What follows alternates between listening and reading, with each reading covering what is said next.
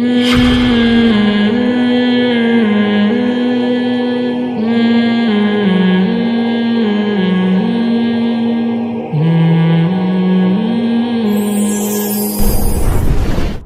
فرمایا، اچھا میں یہ عرض کر رہا تھا کہ دل کے ٹھیک ہونے کی ڈیفینیشن کیا ہے.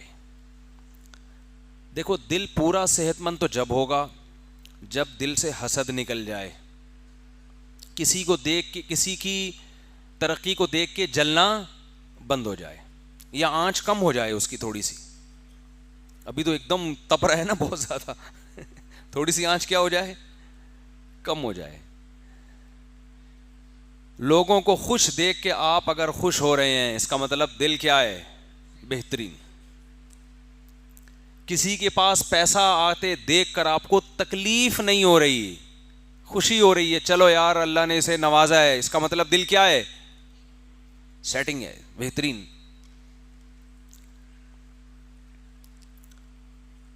دل میں برداشت ہے، ایک دم بوکھلاہٹ کا شکار نہیں ہو جاتا، اس کا مطلب بولو صحیح کام کر رہا ہے. تکبر نہ ہو دل کے اندر، بڑائی نہ ہو، تواضع ہو، انکساری ہو. کسی غریب کو دیکھ کر آپ اپنے آپ کو برتر نہ سمجھیں، اپنی نیکیوں پہ ناز نہ ہو، فخر نہ ہو.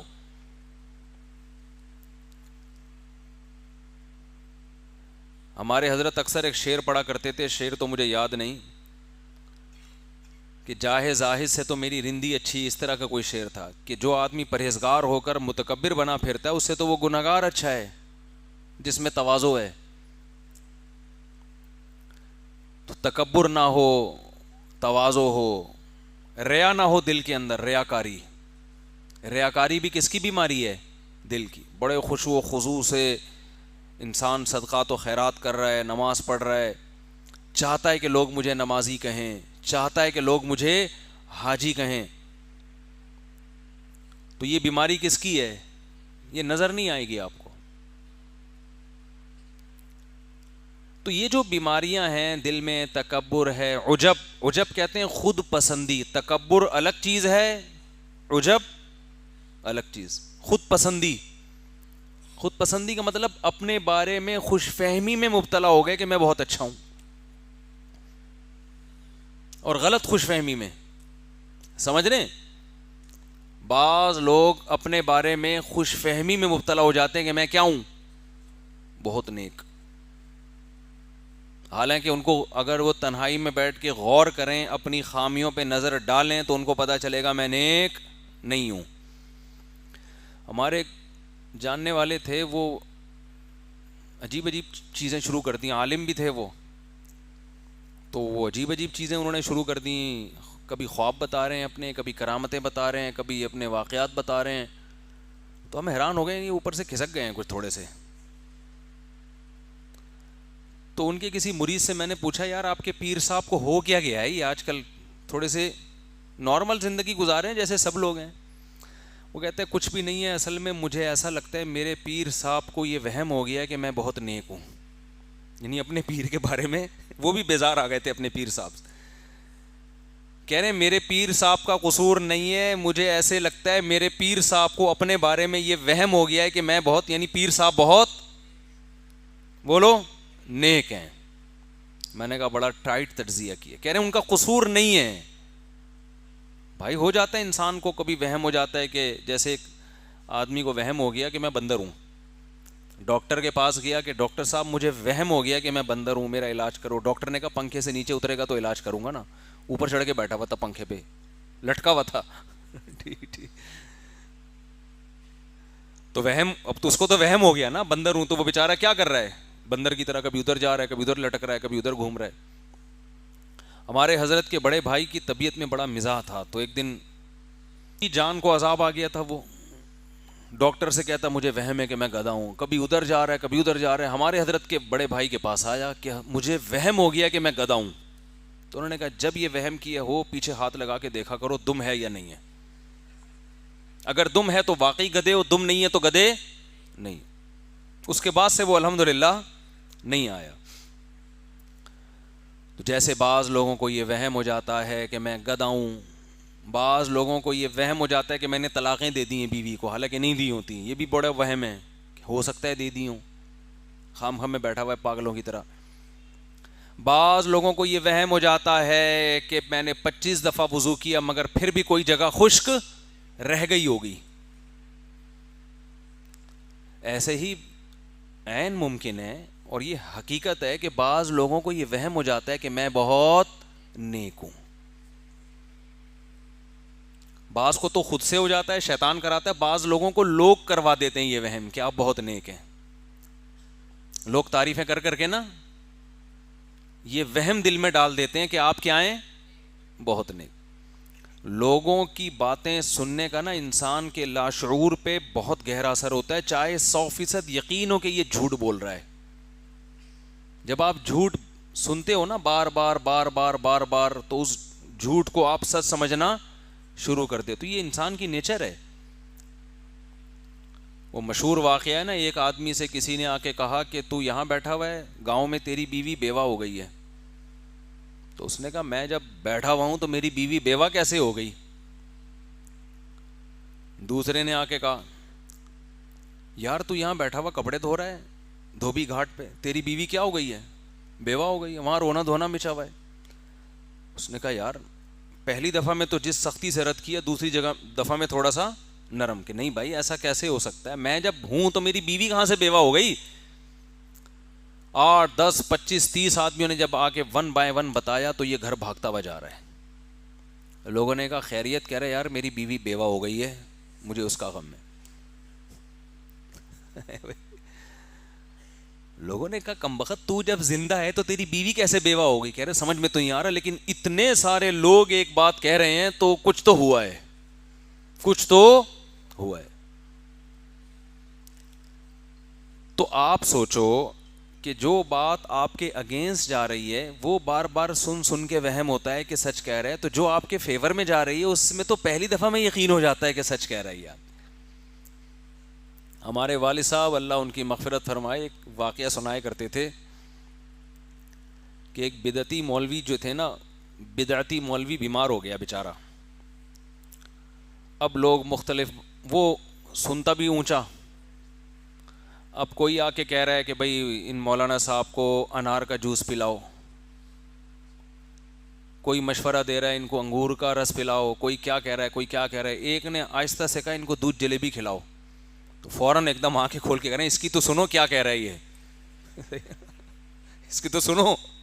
لوگ حیران کہ اتنا زور زور سے بولنے والوں کا سنائی دے نہیں رہا, اور اس نے آہستہ سے بولا ہے, فوراً کہہ رہے ہیں اس کی بھی تو سنو کیا کہہ رہی ہے. دودھ جلیبی اب تو کھانا چھوڑ دی لوگوں نے. تو خیر دودھ جلیبی پر بھی ایک چٹکلا اکثر سناتا رہتا ہوں نا, دودھ جلیبی والے مجنو الگ ہوتے ہیں اور خون دینے والے مجنو الگ ہوتے ہیں. آج کل الٹا حساب چل رہا ہے, اللہ کے نبی کی محبت میں کھایا جا رہا ہے, کھایا جا رہا ہے, کھایا جا رہا ہے. ہمارے حضرت ایک واقعہ سناتے تھے, بہت دفعہ سنایا ہے, نئے لوگ بھی آتے ہیں, کہ ایک لیلا مجنو کے قصے تو مشہور ہیں نا. مجنو جو تھا, لیلا اس کو ملاقات کا ٹائم نہیں دیتی تھی, وہ بیچارہ اسی غم میں گھلا جا رہا تھا. تو اس کا ناجائز فائدہ ایک 2 نمبر مجنو نے اٹھایا. ایک 2 نمبر مجنو تھا, وہ لیلا کے گھر کے باہر جا کے چادر بچھا کے بیٹھ جاتا, لیلا کے خادم سے کہتا کہ لیلا کو بتاؤ تمہارا دیوانہ آیا ہے. اب پہلے زمانے میں یہ آزادیاں نہیں تھی کہ لیلا اپنے مجنو سے جب چاہے جہاں چاہ کے ڈیٹنگ پوائنٹ بنا لے. کوئی رکاوٹیں تھیں, ابا کی, بھائی کی, یہ ساری رکاوٹیں. تو لیلا کہتی چلو میں ملاقات تو کر نہیں سکتی تو کچھ گفٹ ہی بھجوا دوں, تو دودھ جلیبیاں بھجوا دیتی تھی وہ.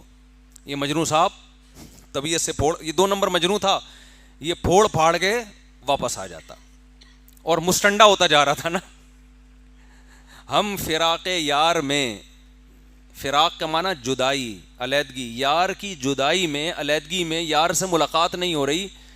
تو حضرت فرمایا کرتے تھے کہ ایسے عاشق مارکیٹ میں آ رہے ہیں جو یہ کہہ رہے ہیں بزبان حال کہ ہم فراق یار میں گھل گھل کے ہاتھی ہو گئے. یعنی یار سے علیحدگی میں, جدائی میں, یار کے غم میں, معشوق کے غم میں, بجائے دبلے ہونے کے کیا ہو رہے ہیں, موٹے ہو رہے ہیں. آج کل اس قسم کے عاشق مارکیٹ میں آ رہے ہیں. اتنے گھلے رستم کے ساتھ ہی ہو گئے, رستم پہلوان جیسے بن گئے ہم.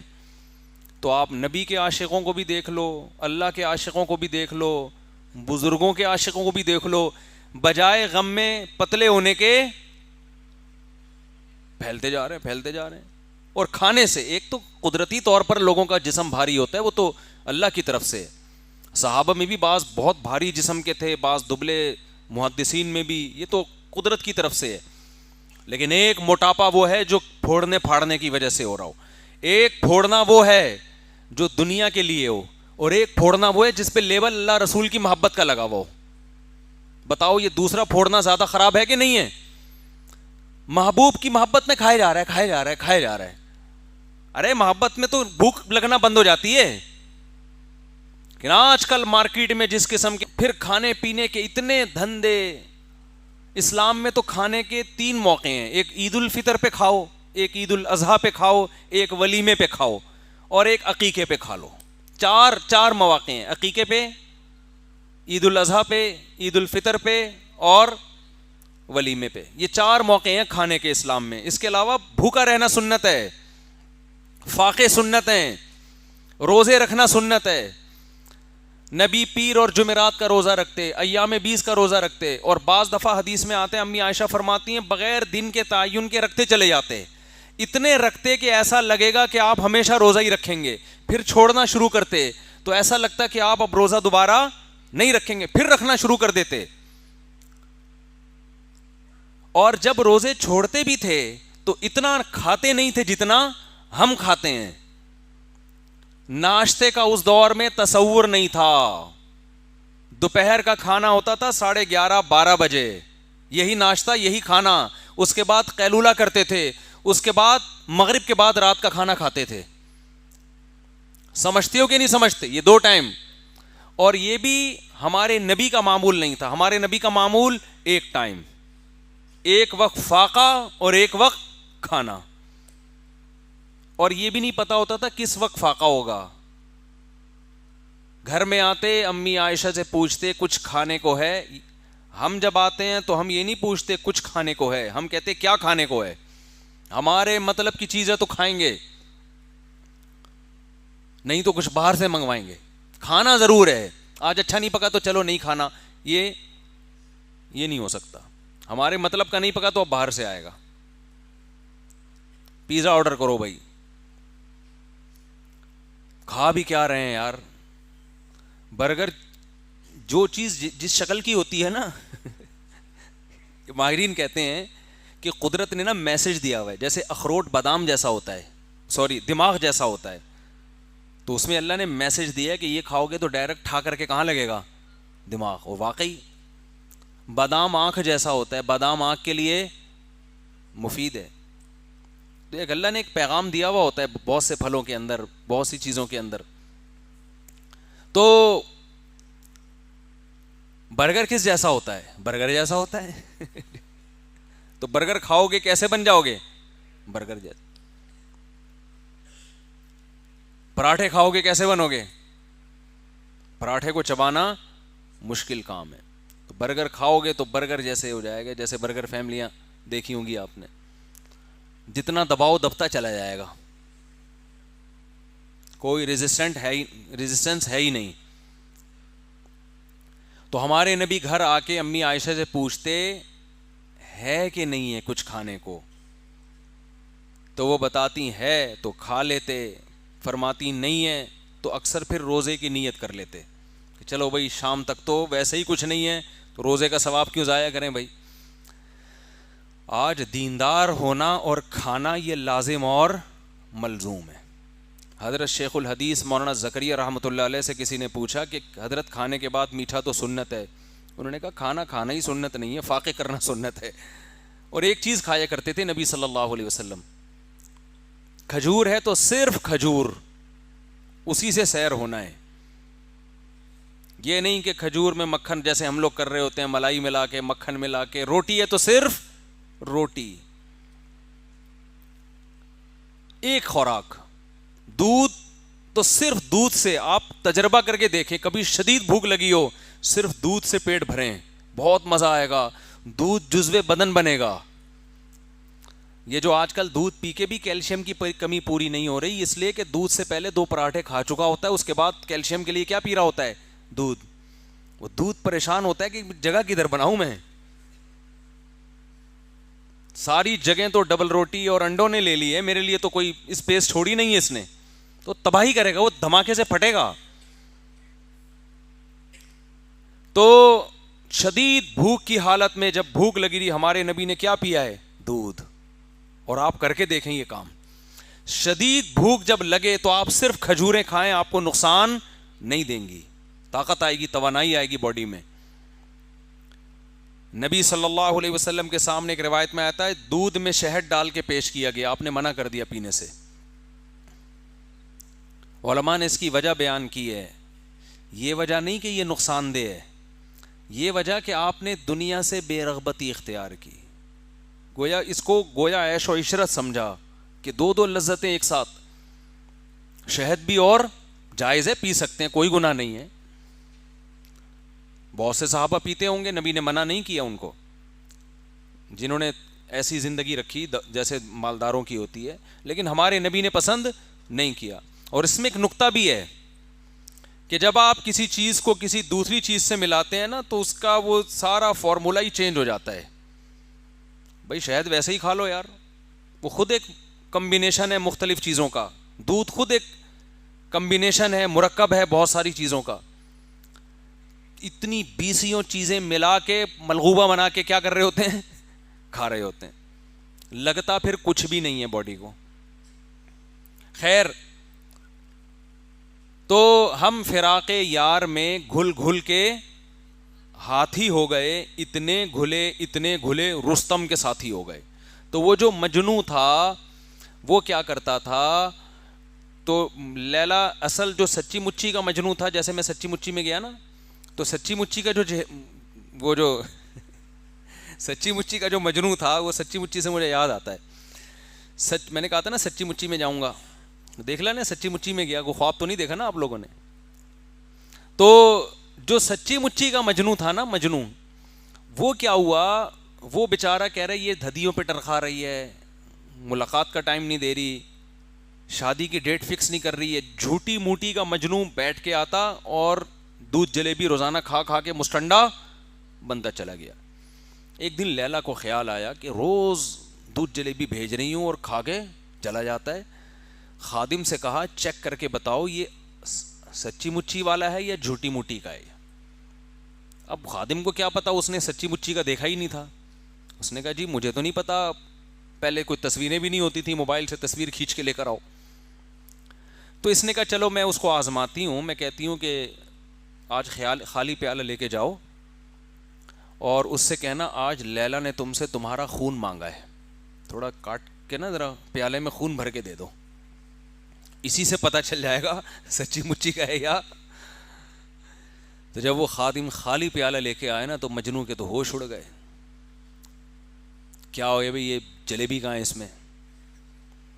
اس نے کہا لیلا نے آج تم سے تمہارا خون مانگا ہے. تو کہتے ہیں ہم جلیبی کھانے والے مجنوں ہیں، خون دینے والا وہ بیٹھا ہوا ہے. سمجھ رہے ہو؟ خون دینے والا. آج آپ حقیقی عاشقین کو دیکھنا چاہو تو آپ دنیا میں سروے کر کے دیکھ سکتے ہو کہ خون دینے والے کون اور جلیبی کھانے والے، بولو، یہ پتہ چل جائے گا. خون دینے والے الگ ہیں، جلیبیاں کھانے والے الگ ہی ہوتے. خیر، تو بات یہ چل رہی تھی کہ دل کو حسد سے پاک کرنا، دل کو تکبر سے پاک کرنا، دل کو ریاکاری سے پاک کرنا، دل کو عجب، خود پسندی پہ بات چل رہی تھی کہ اپنے بارے میں یہ وہم ہو جاتا ہے کہ میں کیا ہوں، نیک. اور یہ وہم اس لیے ہو رہا ہے کہ میں نے نبی کے نام پہ آج تک کوئی دعوت مس نہیں کی، میں کتنا نیک ہوں. کیا خیال ہے بھائی؟ جب مجھے کنڈوں پہ بلایا گیا میں کنڈے کھانے گیا. میں نے آج تک نبی کے نام پہ کوئی کھانا مس نہیں کی. جب مجھے تیجے پہ بلایا گیا سب سے پہلے میں گیا ہوں، اور مرحوم کے نام پہ میں نے 8 لیگ پیس کھائے ہیں، لاتیں کھائی ہیں، لاتیں ہمارے ایک دوست جو ہے نا مرغی کی لیگ پیس کو لاتوں سے تعبیر کرتے. ابھی ہمارا سفر تھا نا تو ان کو لیگ پیس چاہیے ہوتے تھے, وہ مرغی کی لیگ پیس بڑے شوق سے کھاتے ہیں. تو مجھے کہنے لگے یار مجھے لاتیں چاہیے. خیریت. تو وہاں ہوٹل پہ جا کے بھی بھائی 4 لاتیں لے آؤ. ہم نے کہا ایسا نہ ہو کوئی لاتیں مارنا شروع کر دے یہاں پہ. تو نبی کے نام پہ مرغی کے لیگ پیس, چیسٹ اور بکروں کے پٹ بہت شوق سے چانپیں کھائی جاتی ہیں. تو وہم ہو جاتا ہے کہ میں کیا ہوں, نیک. انسان جب کسی دوسرے کے منہ سے اپنی تعریف سنتا ہے اسے 100% یقین بھی ہو کہ یہ غلط بول رہا ہے, لیکن اسے یہ وہم ہونے لگتا ہے کہ یہ سچ بول رہا ہے. واقعی میں تو ایسا ہوں. لوگوں کی تعریفیں لوگوں کے منہ سے سن کے کبھی کسی خوش فہمی میں مبتلا نہ ہو. انسان اپنے عیبوں سے غافل ہو جاتا ہے. حضرت حکیم الامہ مولانا اشرف علی تھانوی رحمہ اللہ تعالی بڑی خاندانی بات فرمایا کرتے تھے. فرماتے تھے کہ اگر کوئی شخص مجھ سے ملنے کے لیے آتا ہے جو میرا مرید نہ ہو, جو مجھ سے اصلاح نہ کروانا چاہتا ہو, اس میں 99 برائیاں ہوں اور ایک خوبی ہو, تو میری نظر اس کی ایک خوبی کی طرف ہوتی ہے, 99 برائیوں کی طرف نہیں ہوتی. جو چاہتے ہیں کہ مجھ سے اپنی اصلاح کروائیں, پہلے تو پیر و مرشد بنایا جاتا تھا اپنی برائیوں کو ٹھیک کروانے کے لیے. اب یہ چیز مارکیٹ سے کیا ہو گئی ہے, شارٹ. آپ کسی کو سمجھتے ہیں نا, کسی سے عقیدت ہے, مثال کے طور پر مجھ سے عقیدت ہے, آپ آئے حضرت جی کوئی ہمارے اندر خامی ہو بتایا کریں پلیز, میں بتانا شروع کر دوں ایک دم لال پیلا نیلا ہونا شروع ہو جائے گا. آپ کو کس نے کہا کہ میں ایسا ہوں, ایک دم غصہ آنا شروع ہو جائے گا. ڈاکٹر کے سامنے غصہ نہیں آتا. ڈاکٹر کہے گا آپ کا جگر صحیح کام نہیں کر رہا, آپ کے پھیپھڑے مسئلہ, کبھی نہیں غصہ آئے گا. ڈاکٹر صاحب چیک کریں, اچھی طرح چیک کریں, ٹیسٹ لکھ کے دے دیں, میں آغا خان سے ٹیسٹ کروا لیتا ہوں. لیکن روحانی بیماریوں کا سنتے ہی کیا آ جاتا ہے, باپ بتائے گا اپنے بیٹے کو بیٹا تمہارے اندر یہ خامی, تو جواب دینا شروع کر دے گا. اپنی خامیاں سننے کا تحمل جس کے اندر پیدا ہو گیا تو سمجھو بس اس کی اصلاح ہو گئی ہے. خامیاں تو ختم کبھی بھی نہیں ہوں گی. یہ خامی ختم ہو جائے کہ اپنی برائی سننے کا کی برداشت پیدا ہو جائے, بس اس کا مطلب بندہ ٹھیک ہے. بھائی خامیاں تو کبھی بھی ختم نہیں ہوں گی, وہ تو کبھی ایک خامی ختم ہوئی تو دوسری پیدا ہو گئی, دوسری پیدا ہوئی تو جیسے تہذیب کی ضرورت پڑتی ہے نا, درختوں کی شاخیں نکلتی رہتی ہیں, کٹنگ ہوتی رہتی ہے, تو آپ کے اندر بھی برائیاں پیدا ہوتی رہیں گی, کٹنگ ہوتی رہے گی. ایسے بن جاؤ کہ تہذیب کی ضرورت ہی نہ رہے, ایسے نہیں بن سکتے آپ. ایسا یہ ہو ہی نہیں سکتا. جو آدمی کہتا ہے میں بہت صحیح ہوں, میری کوئی غلطی نہ بتائے, یا اس کو غلطی بتا رہے ہو غصہ آ رہا ہے, اس کا مطلب یہ تو ٹھیک ہے ہی نہیں, یہ ٹھیک ہی نہیں ہے. غصہ آنے لگتا ہے. اور خاص طور پہ جب کوئی بڑا سمجھا رہا ہو, باپ اولاد کو سمجھا رہا ہے, اولاد کو غصہ آنا شروع ہو گیا, تو پہلے تو اس کے تکبر کا علاج کراؤ. پہلے اس کا کس کا علاج ہوگا, تکبر کا, بعد میں باقی چیزیں. پہلے تو باپ بولے بیٹا تو پہلے نا یہ چیز ٹھیک کر لے کہ تو سننے کا برداشت کی طاقت پیدا کر اپنے اندر. شوہر بیوی کو کوئی غلطی سمجھا رہے, ایک دم بھڑکنا شروع ہو جائے وہ, تو وہ غلطی اتنی بڑی غلطی نہیں ہے, یہ بھڑکنا. اسی طرح عورت اپنے میاں کو اگر ایک کوئی چیز بتا رہی ہے کہ آپ یہ تھوڑی سی یہ چیز اپنے اندر چینج کر لیں, اور ایک دم غصہ آ جاتا ہے, تو یہ جو ایک دم غصہ آنا ہے یہ زیادہ بڑا فالٹ ہے اس غلطی کی نسبت جو آپ کے اندر ہے, کیونکہ یہ فالٹ شیطان میں تھا. دیکھو غلطی آدم سے بھی ہوئی نا, حضرت آدم علیہ السلام سے. اللہ نے کہا کہ یہ درخت سے نہیں کھانا, انہوں نے کھا لیا, مسٹیک ہوئی نا, تو مسٹیک تو آدم سے بھی ہو گئی. اللہ نے کہا غلط کیا, انہوں نے کہا اللہ معافی چاہتا ہوں, غلط ہو گیا مجھ سے, معاف کر دے, ختم. شیطان سے بھی غلطی ہوئی. دو ہی مخلوق زمین پہ رہتی ہے نا, جنات اور انسان, تو دونوں کے باپ سے اللہ نے غلطی ہونے دی. جنات کا باپ شیطان تھا, انسانوں کا باپ آدم. آدم سے بھی ہو گئی مسٹیک. اللہ نے کہا کہ بھائی جیسے ہی اللہ نے لباس چھینا تو سمجھ گئے کہ یہ سزا ملی ہے. جیسے ہی لباس چھینا نا جنت کا, سمجھ گئے کہ یہ کیا ملی ہے, سزا. تو اب اللہ سے لڑ نہیں رہے کہ اللہ پہلے بتاتا تو کہ میں غلط کیا, میں اس کو ریورس کرتا, اس مسٹیک کی تلافی کرتا, تو سزا پہلے دے رہا ہے, بتا بعد میں رہے. بتا بعد میں رہے کہ غلطی ہوئی ہے. بھائی سزا سے اندازہ ہو گیا کہ ہم نے کیا کیا ہے غلط. فوراً آدم اور حوا دونوں اللہ کے دربار میں دعا مانگنے لگے. ربنا ظلمنا انفسنا, اپنی جان پر ہم نے ظلم کر لیا, تو نے اگر ہمیں معاف نہ کیا ہم تباہ ہو برباد ہو جائیں گے. ادھر شیطان سے غلطی ہوئی, اللہ نے کہا نکل جا میرے دربار سے. شیطان کو سزا ملی, اس کو غلطی کا احساس نہیں ہوا, وہ غصہ آ گیا بھائی اس کو. خلقتنی من نار وخلقتہ من طین, دلائل دینا شروع کر رہا ہے خدا کے سامنے. تو بڑوں کے سامنے زیادہ دلائل نہ دیا کریں. باپ ڈانٹ رہا ہے سن لو بھائی, ماں ڈانٹ رہی ہے نہیں, زیادہ نہیں بحث کریں. استاذ اگر کوئی بات سمجھا رہا ہے آپ کے اپنے شاگرد کو, بحث نہیں کرو, سن لو آرام سے تمیز سے, اچھا سر آئندہ خیال کریں گے. آج ڈیبیٹ جو ہے نا, ڈیبیٹ بحث مباحثہ, اس کو کانفیڈنس کی علامت سمجھا جاتا ہے کہ بڑا کانفیڈنٹ ہے یہ آدمی. تو غلطی کو مان لینا, اس سے انسان کا مقام کم نہیں ہوتا بلکہ بڑھتا, اس سے برداشت پیدا ہوتی ہے. دیکھو اللہ نے جتنے بھی دنیا میں قائد پیدا کیے ہیں ان سے ایسے کام کروائے ہیں کہ ان میں برداشت پیدا ہو, برداشت پیدا ہو. تمام پیغمبروں سے بکریاں چروائی گئی ہیں. آپ سوچو یار, پیغمبر کا مقام دیکھو, اور ان سے کام کیا لیا جا رہا ہے, بکریوں کے ریوڑ ان کے حوالے کیے جا رہے ہیں. موسیٰ کلیم اللہ کیا کم مقام تھا, موسیٰ کلیم اللہ کوہ طور پہ بلا کے اللہ ہم کلام ہو رہا ہے, کام کیا لیا جا رہا ہے 10 سال بکریاں چراؤ. ہے بھائی اتنے بڑے پیغمبر, ادھر فرعون سے کام کیا لیا جا رہا ہے مصر کی بادشاہت اور روپ دبدبا جلال, کیونکہ اللہ نے اس کو لیڈر نہیں بنانا تھا, اس کو بچپن سے حکومت مل گئی. چاپلوسی کرنے والے لوگ مل گئے, تعریفیں کرنے والے لوگ مل گئے, ہر بات میں یس سر جی سر کرنے والے مل گئے بچپن سے. موسیٰ کلیم اللہ ٹینشنوں میں جوان ہوئے, پریشانیوں میں, ملک بدر ہو گئے, ملک بدر ہونے کے بعد بکریاں چرا رہے ہیں, کیونکہ بکری کمزور ہے, غصہ بہت آتا ہے, اس پہ آپ غصہ جاری کر نہیں سکتے, مار کھائے گی مر جائے گی, کچھ بگاڑ نہیں سکتا انسان.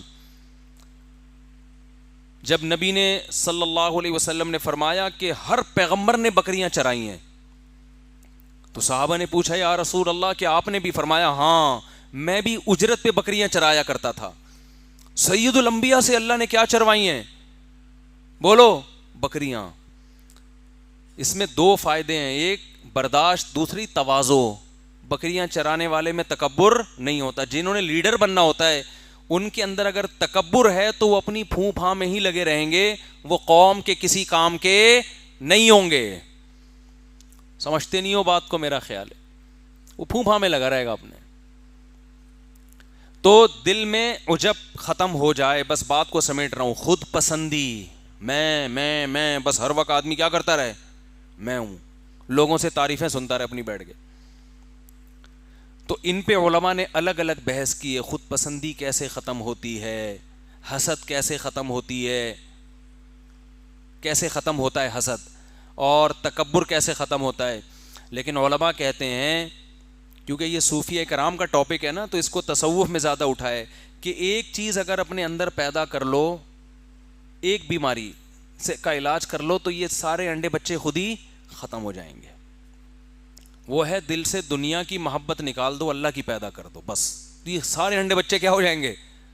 جب آپ کے دل میں اللہ کی محبت, اللہ کو تلاش کرنے کی چاہت, تو کسی کی دولت دیکھ کر آپ کو جیلسی ویسے ہی نہیں ہوگی, کیونکہ وہ آپ کا محبوب ہے ہی نہیں. جیلسی جب ہوتی ہے جب محبوبہ آپ کی اور کسی اور کی گود میں جا کے بیٹھ جائے, کسی اور کے ساتھ سیلفیاں لے رہی ہے, ڈیٹیں کسی اور کے ساتھ مار رہی ہے, تو آپ جلو گے نا. لیکن اگر وہ آپ کی دھتکاری بھی ہے, محبوبہ ہی نہیں ہے, بھاڑ میں جائے جہاں مرضی جا کے بیٹھے, تکلیف ہوگی آپ کو. بھائی دل کے ارماں آنسوؤں میں اس وقت بہتے ہیں جب ان کے بچے آپ کو ماموں کہتے ہیں. ہر ایک کے بچے آپ کو ماموں کہیں اس سے آپ کو تکلیف نہیں ہوتی. جب ان کے بچے آپ کو ماموں, جس سے آپ کی سیٹنگ تھی, سیٹنگ آپ کی تھی, شادی اس کی کہیں اور ہو گئی, ایک دھچکا لگا, یار یہ کیا ہو گیا, میری نہیں ہوئی. پہلا دھچکا یہ کہ میری نہیں ہوئی, ریجیکٹ, اس پہ غم ہوتا ہے, اس کے ابا نے انکار کر دیا. پھر جب اطلاع ملتی ہے کہیں اور منگنی ہو گئی ہے, دوسرا دھچکا لگتا ہے کہ نہیں لگتا. پھر جس دن بارات آتی ہے اور دلہن رخصت ہو کے جاتی ہے، ایک اور دھچکا لگتا ہے، بے اب تو نکاح بھی ہو گیا، رخصتی بھی ہو گئی. پھر جب اطلاع ملتی ہے بچہ ہو گیا، کیسا جلے گا کہ نہیں جلے گا؟ اور جب بچہ بڑا ہو کر آپ کو بولے گا ماموں، ہے بھائی کہ کم بخت ساتھ غیروں کے میری قبر پہ آتے کیوں ہو؟ تم جلاتے نہیں مجھ کو تو جلاتے کیوں ہو؟ جلانے کا مطلب زندگی دینا. شاعر جو ہے نا محبوبہ کے غم میں مر گیا، قبر میں چلا گیا، محبوبہ قبر پہ زیارت کے لیے آ رہی ہے، آئی بھی اپنے بھائی کے ساتھ. تو وہ کہتا ہے کمبخت تو مجھے زندگی نہیں دے سکتی، جلا نہیں سکتی، تو کسی اور کے ساتھ آ کے تپا کیوں رہی ہے مجھے تو؟ یعنی قبر پہ تو کم از کم اکیلے آ جانا ملنے کے لیے، قبر پہ بھی بھائی کے ساتھ نہیں یا میرے اپنے عاشق کے ساتھ آ رہی ہے جس میں جل رہا ہوں. یعنی تیری سیٹنگ کہیں اور ہو گئی تھی تو اس بندے کے ساتھ آ رہی ہے میری قبر پہ یار. تو ساتھ غیروں کے میری قبر پہ آتے کیوں ہو؟ تم جلاتے نہیں مجھ کو تو جلاتے کیوں ہو؟ تو جب جلے گا نا، جب محبوبہ آئے گی ولن کے ساتھ اس کی قبر پہ، کیا خیال ہے؟ پھر جلے گا یہ. تو جب وہ آپ کی محبوبہ ہی نہیں ہے میرے بھائی، تو پھر کسی کے ساتھ بیٹھے آپ کو اس سے تکلیف نہیں، آپ کے ریجیکٹڈ ہے، وہ پسند نہیں کیا آپ نے اس کو.